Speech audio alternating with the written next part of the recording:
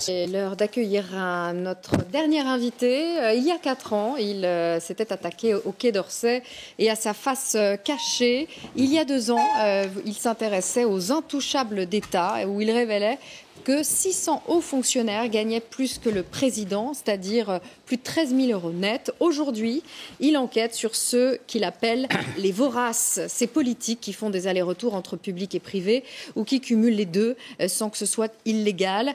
Alors, bonjour Vincent Jauvert. Bonjour. Bienvenue parmi nous, vous êtes journaliste à l'Obs. Vorace, ça signifie qui dévore, qui mange avec avidité.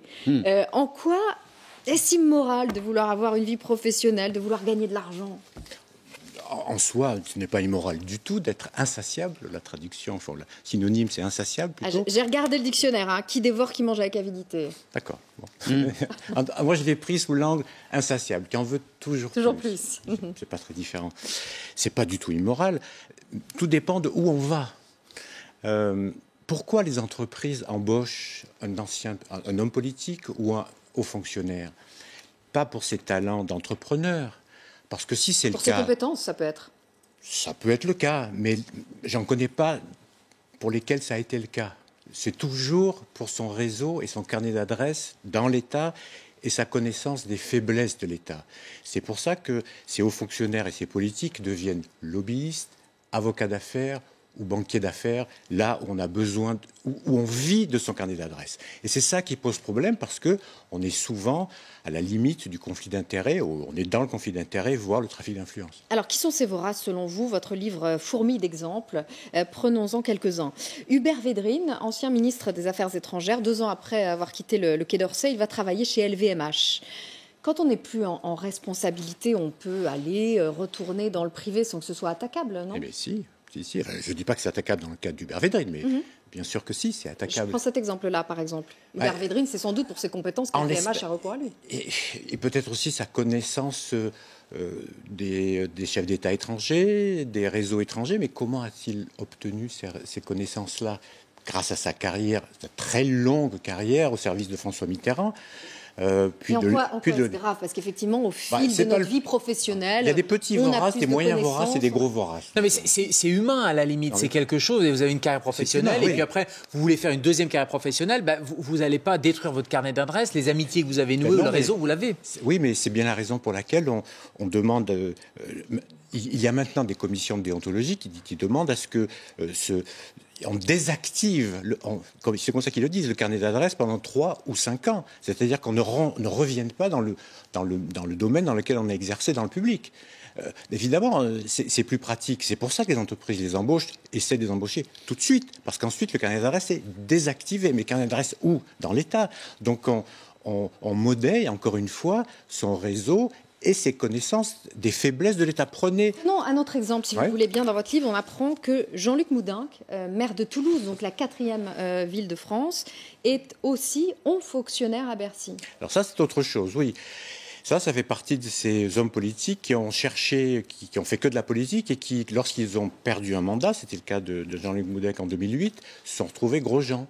Et donc Nicolas Sarkozy l'a nommé, comme ça se fait beaucoup, au tour extérieur, c'est-à-dire hors des règles traditionnelles de la fonction publique, dans un grand corps, dans un corps de l'État, qui est le Conseil général des finances, où il est très bien payé à Bercy. Et donc il est en théorie à plein temps à Bercy, à Paris, et à plein temps à la mairie de Toulouse. Bon, mais je voudrais revenir en arrière quand même sur ces cumuls. Prenez l'exemple des hauts fonctionnaires, c'est celui-là qui me tient vraiment à cœur et qui est le plus important, il me semble, pour l'avenir de notre pays, en quelque sorte. Le responsable au Trésor, donc à Bercy, des banques, de la régulation des banques, du contrôle des banques, est passé du jour au lendemain dans la banque d'affaires Lazare, chargé de quoi ? De la fusion des banques. Autrement dit, cet homme qui un jour discutait avec les banques de leurs règles, de fonctionnement, le lendemain pouvait leur proposer des deals. Ça pose problème quand même, non ? Vous citez aussi François Baroin, maire de Troyes, président de l'Association des maires de France, avocat. Bon, ça on le savait, mais ce n'est pas tout. Ce n'est pas tout. Il est VRP d'une grande banque d'affaires anglo-saxonne et il est administrateur de 3 sociétés portuaires. Alors on se demande, et c'est le journal local qui l'a révélé, pourquoi des sociétés portuaires, puisque sa ville n'est pas vraiment... Troyes n'est pas une ville portuaire. Peut-être est-ce parce qu'il est patron de l'AMF, l'Association des maires de France, dans laquelle il y a des maires de villes portuaires. Alors chaque fois, ceux que vous citez cumulent des salaires et des indemnités, mais ce n'est pas pour autant illégal. Non, c'est pas illégal. Mon livre n'est pas sur l'illégalité, il est en quelque sorte sur l'éthique. Oui, sur l'immoralité. Vous citez bien d'autres noms. Benoît Apparu, ancien ministre du Logement de François Fillon, tout petit vorace. Désormais simple maire de Châlons-en-Champagne, tout petit vorace. Vous dites mandat qui lui vaut une indemnité de 2400 € net par mois. Il a pris un job dans le privé, pas vraiment privé public. Il n'aurait pas dû ?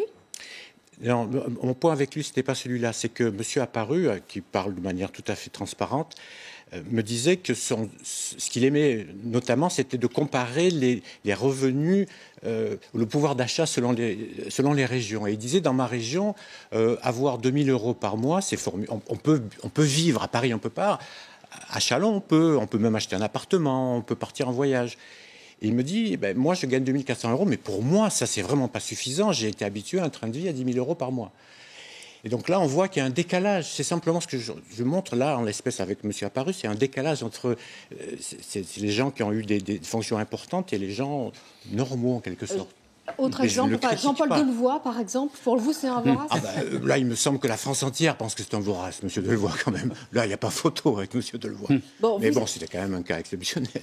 Vous citez également à droite et à gauche Dominique Bussereau, Jean-Marie Le Guen, Michel Sapin, Rachida Dati, Jean-François Copé. Vous estimez qu'on est vous estimez qu'on est dans un système qui perdure et qui s'aggrave. Vous vous en prenez surtout aux ministres, aux fonctionnaires, membres de cabinet de ce quinquennat. Pourquoi dites-vous que ça s'aggrave sous Emmanuel Macron ? Parce qu'il me semble qu'avec l'arrivée de M. Macron et de son équipe, c'est-à-dire de M. Édouard Philippe, du secrétaire général de l'Élysée et du directeur du cabinet du Premier ministre, c'est-à-dire les 4 principaux personnages de l'État, on assiste à une fusion des 3 élites comme ça n'était jamais arrivé dans l'histoire. Les élites administratives, politiques et économiques sont représentées par ces gens-là qui ont été les 3 en même temps. Et ça, c'est jamais arrivé dans l'histoire. Alors, on va dire le cas de Georges Pompidou, c'est vrai, il y a le cas de Georges Pompidou, et encore n'était-il pas, il n'a pas fait partie de l'élite administrative.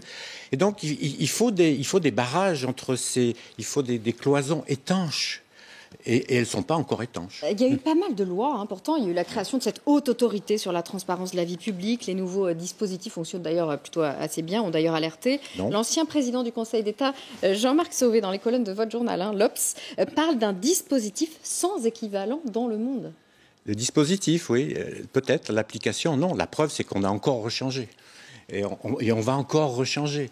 Il y a des trous énormes dans la raquette. Le cas que je citais du patron du Trésor, enfin des banques, qui est passé entre les gouttes, et d'autres cas de cette secrétaire d'État aux collectivités locales qui devient du jour au lendemain lobbyiste d'un grand de l'eau dont les clients sont les collectivités territoriales. Et voilà, c'est des gens qui n'ont pas toujours forcément, comment dirais-je, la commission les interrogeait un peu mollement. En tout cas, il y a dizaines de milliers de personnes qui aujourd'hui doivent faire leur déclaration à la haute autorité publique sur. Alors vous savez quoi ? La transparence, il y a quand même du mieux, non ? Oui, il y a du mieux. À cause de quoi ? Pourquoi il y a eu ça ? Parce qu'il y a eu l'affaire Cahuzac. C'est chaque fois à cause de grosses affaires que les gouvernants se sentent obligés. Et c'est une très bonne chose. Prenez l'exemple. Mais ça résiste notamment au niveau de la haute administration. La haute administration, elle n'est pas tenue à faire ces déclarations ? Si, alors.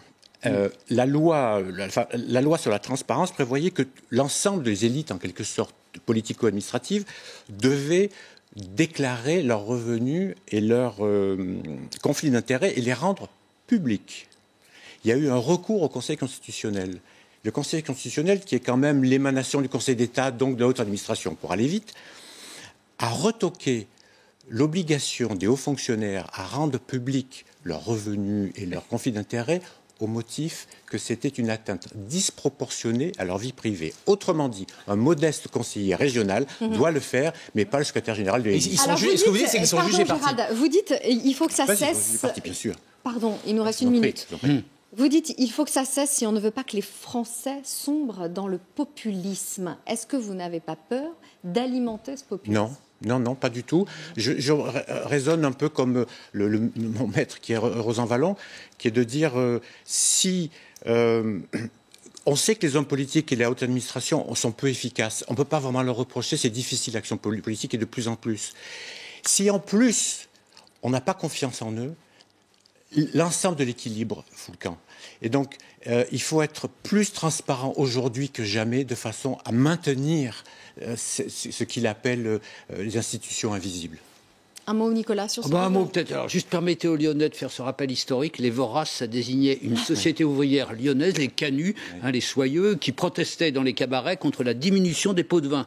Et après, voilà, ça a pris ce sens-là. Les Voraces.